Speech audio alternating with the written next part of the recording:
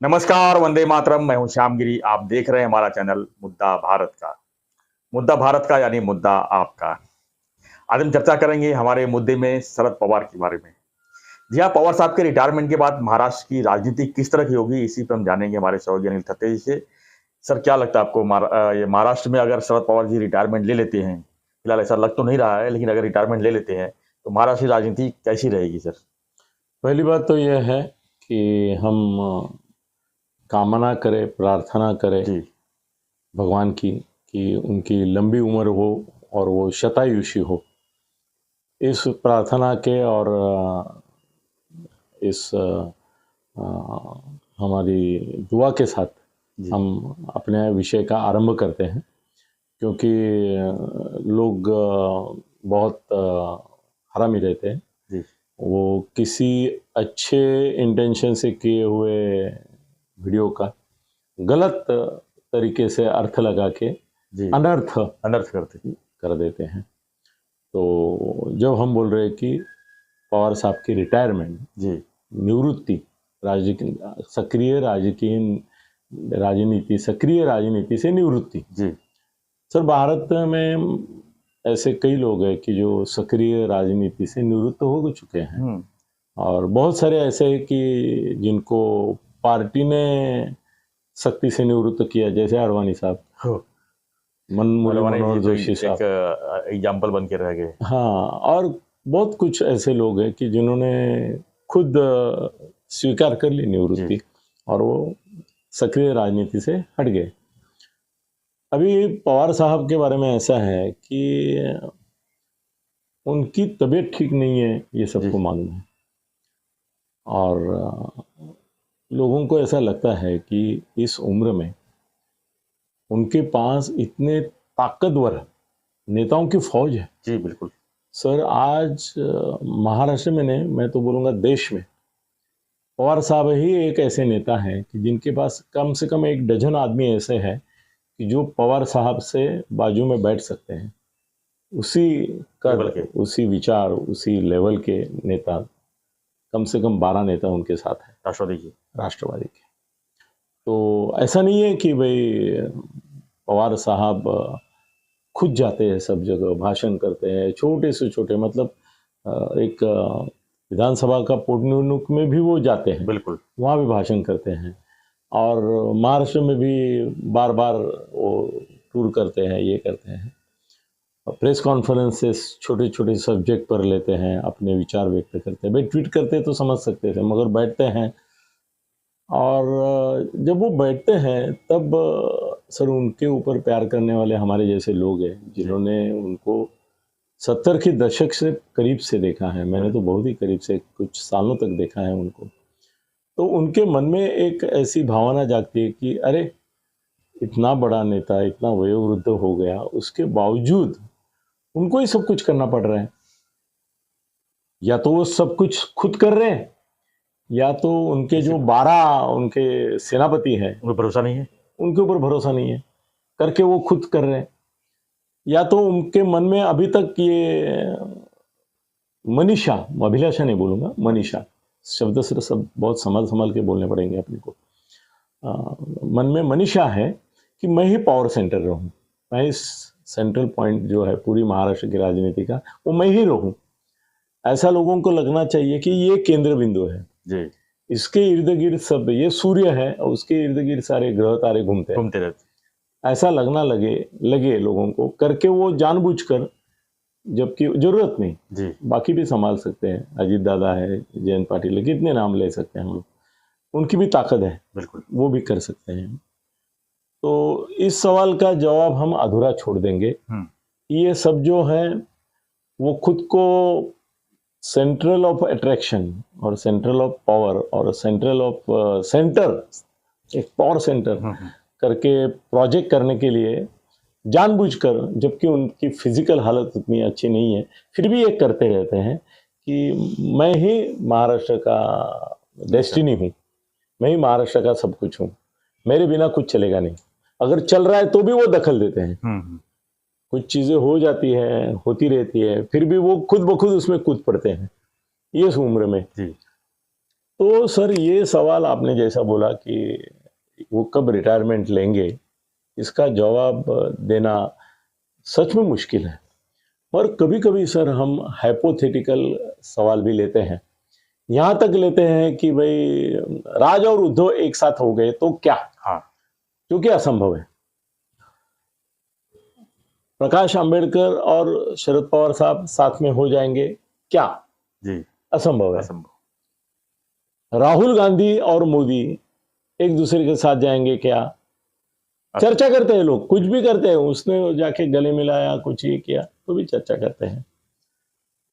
Sir ऐसे में ये भी चर्चा हम करते हैं संजय के माध्यम से कि भाई देश के जितने विरोधी पक्ष नेता है, ममता बनर्जी है, पटनायक है, ये रेड्डी है, जगन, ये तुम्हारा नितिन है, हाँ, ये सब, स्टालिन है, तो चंद्रशेखर राव है, ये सब एक साथ आके क्या मोदी जी को पर्याय देंगे क्या?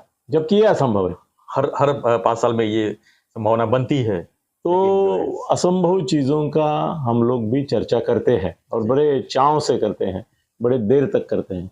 तो और एक असंभव गोष्ठ है पवार साहब की रिटायरमेंट, जो संभव नहीं है। बिल्कुल। फिर भी सर उसके ऊपर चर्चा करने में एक अलग ये रहेगी, रुचि रहेगी मेरी, कि अगर पवार साहब ने कल डिक्लेयर किया कि भाई मैं सक्रिय राजनीति से हट रहा हूं, आप अपना महाराष्ट्र संभालो, मैंने बहुत सालों तक संभाला, अभी आप संभालो, तो क्या होगा? सर एक एक बात मैं बताता हूँ क्या होगा, संक्षिप्त में बताता हूँ कि ऑलरेडी आपने मिनटों की मेरे को मर्यादा दी है। पहली बात तो ये हो जाएगी कि अजीत दादा पवार या तो राष्ट्रवादी से निकल जाएंगे, या जिस तरह से शिंदे साहब ने शिवसेना पर कब्जा कर लिया उस तरह से राष्ट्रवादी पे कब्जा कर लेंगे।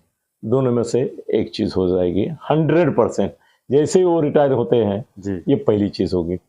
दूसरी चीज होगी कि सुप्रिया सुळे जो है वो एक क्या बोलते हैं, पवार साहब की बेटी इस रोल में रहेगी, और लोग बोलेंगे कि आप आदरणीय हैं, मगर पवार साहब वंदनीय थे, प्रातस्मरणीय थे कुछ लोगों के लिए। तो आप वंदनीय हैं, आपको कहीं पे एडजस्ट करना जरूरी है तो वो करेंगे। राज्यसभा में है समझो, लोकसभा है, वहां पे ये करेंगे उसको।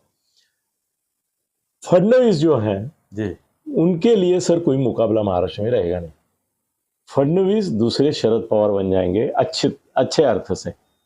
पवार बनना ये शब्द सर कुछ लोगों के लिए गलत भी है। लोग बोलेंगे कि तुम क्या बुरा कह रहे हो को फडणवीस को, फडणवीस पवार होंगे। अरे पवार के ये 100 ऐसे अपराध नहीं बोलूंगा, मगर चीजें हैं कि जिनके बारे में लोगों में प्रक्षोभ है, क्षोभ है, नकारात्मकता है। बिल्कुल। तो तुम उसको फडणवीस को बोलेंगे कि पवार हो जाएंगे रिटायरमेंट के बाद, वो कैसा चलेगा? तो नहीं, मगर पवार की जो पॉजिटिव एनर्जी है और महाराष्ट्र पे मांड कमांड है उनकी, वो फडणवीस साहब की हो जाएगी, और वो मराठा नहीं होने के बावजूद हो जाएगी।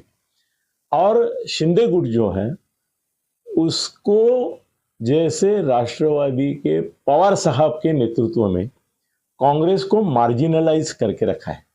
कांग्रेस है उनके साथ, पर वो कांग्रेस को बढ़ने नहीं देते, कभी नहीं बढ़ने देते और बढ़ने नहीं देंगे।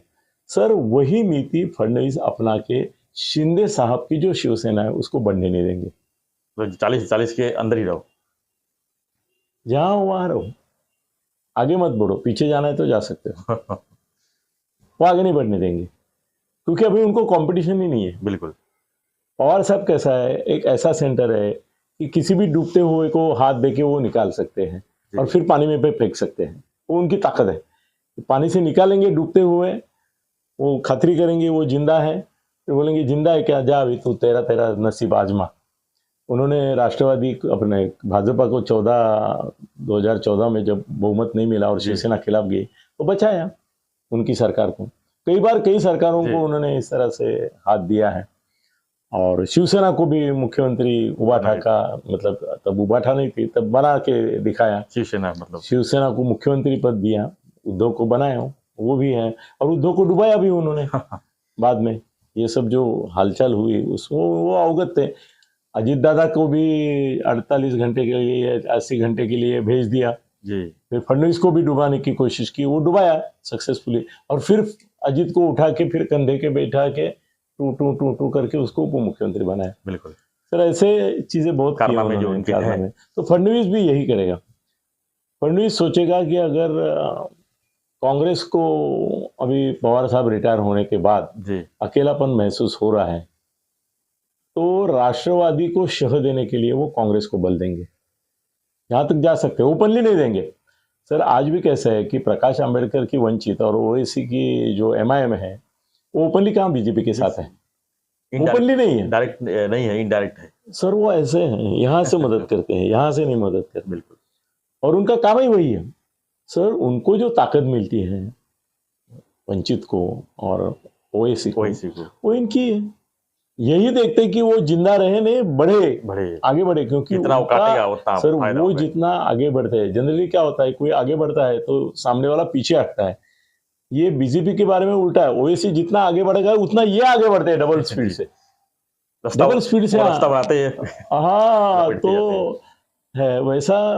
फडणवीस सोचेंगे कि एक तो राष्ट्रवादी में और कांग्रेस में हम फूट कैसे डाल सकते हैं, दूसरी कांग्रेस के ज्यादा से ज्यादा नेता अशोक चौहान से लेके जी वह सब थोड़ा तक जितने होंगे उनको बीजेपी में लेंगे वो, तो कांग्रेस एक तरह से दुर्बल भी करेंगे और राष्ट्रवादी के खिलाफ भी करेंगे। जी अब बात आएगी उबाठा की।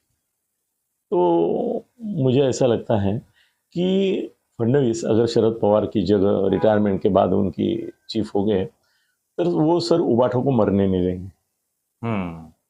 वो भी एक वोट कटवा काम करेंगे। सर वो वोट कटवे का काम करेगी। और दूसरी चीज है कि पवार साहब अगर पवार साहब है तो फडणवीस अगर पवार हो गए तो उन्हीं की सोच से वो सोच करेंगे, ऐसा ही हमको मानना पड़ेगा। बिल्कुल। तो शिंदे को शह देने के लिए और शिंदे को कट टू साइज करने के लिए और शिंदे की महत्वाकांक्षा हद से ज्यादा न बढ़े इसके लिए और उनकी ताकत हद से ज्यादा न बढ़े इसके लिए वो उबाठा को मदद करेंगे, जिंदा रखेंगे, मदद भी करेंगे बिहाइंड द कर्टन, क्या मालूम कुछ भी हो सकता है। अभी परसों उन्होंने एक स्टेटमेंट दिया कि हमने बदला लेके उनको माफ किया, ऐसा बोले फडणवीस। ये बड़ी सर बात, ये सिर्फ फडणवीस और पवार साहब ही बोल सकते हैं दुनिया में कि मैंने खत्म करके जिंदा किया। अरे क्या बात है, क्या बात है, क्या बात है, खत्म करके जिंदा किया, मैंने बदला ले लिया और फिर माफ भी कर दिया। तो माफ करना ऐसा है कि किसी को धो धो के मारना, वो बचता है कि मरता है इस हालत में उसको छोड़ना और उसके बाद उसको बोलना भी करना, बेटा मैंने तेरे हाथ पांव तोड़े हैं, गर्दन मरोड़ी है, तू अभी चलने लायक भी नहीं रहा है, मगर मैं देख कितना बड़े दिल का आदमी हूं, मैंने तेरे को माफ कर दिया। ये माफी नहीं होती है, जहां बदला है वहां माफी नहीं होती है। फिर भी वो बोले क्योंकि उनके अंदर अभी, फडणवीस के अंदर अभी पवार साहब का संचार हो रहा है, पवार साहब का संचार हो रहा है, वो पवार साहब बनने जा रहे हैं, पहले ही बन चुके हैं कुछ हद तक। और उबाठा को भी वो जिंदा रखेंगे, क्योंकि सर बिना उबाठा शिंदे गुट को शह नहीं ना बैठना। वो रात दिन सर वो करते हैं ना, गद्दार गद्दार, खोके खोके, बोके बोके, ओके ओके, वो सब जो चलता है उसकी वजह से अगर ये नहीं होता उबाठा की ओर से, ये संजय, आदित्य, अंधारे, तुम्हारा उद्धव, ये अगर टूट नहीं पड़ते इनके ऊपर, तो आज शिंदे पवार साहब होने का ख्वाब देखते थे, बहुत बड़ी बात, और हो भी सकते थे। मगर फडणवीस प्रेक्षा गैलरी में बैठ के इन दोनों की तो कुश्ती देख रहे हैं। हाँ, शिंदे साहब उनके ऊपर भारी पड़ रहे हैं, वो देख रहे हैं। अगर उनको लगा कि शिंदे साहब कम पड़ रहे हैं तो उनको एक वहां से तरकीब बताएंगे, जैसे भगवान कृष्ण करते थे कि अभी जैसे कर्ण का ये रथ का चक्र अंदर गया तो उन्होंने अर्जुन से इशारा किया कि अभी मौका जब ये तुम्हारा दुर्योधन मर नहीं रहा था, या दुशासन, मालूम नहीं मुझे, अभी याद नहीं आ रहा है, दुर्योधन ही मेरे ख्याल से, दुर्योधन, तो उसका प्राण जो था तो ये इधर मांडी में था, क्योंकि वो माता के दर्शन के लिए गया, तो उसने जांग ये करके रखी थी। कृष्ण ने कुछ नहीं किया, खाली इशारा किया भीम को कि वहां गदा मारो, कुछ नहीं किया, खुद बैठे थे। उन्होंने बोला न धरी शस्त्र करी गोष्ठी सांगे न युक्तीचा चार, मतलब मैं शहाणपणाचा सल्ला दूंगा मगर मैं कुछ हाथ में चक्र नहीं। एकदाच त्यांनी ये किया, जब जयद्रथ को मारना था तब उन्होंने सुदर्शन लेके जी सूर्य को ढक दिया और अंधेरा हो गया तो अर्जुन को बोला यही समय है,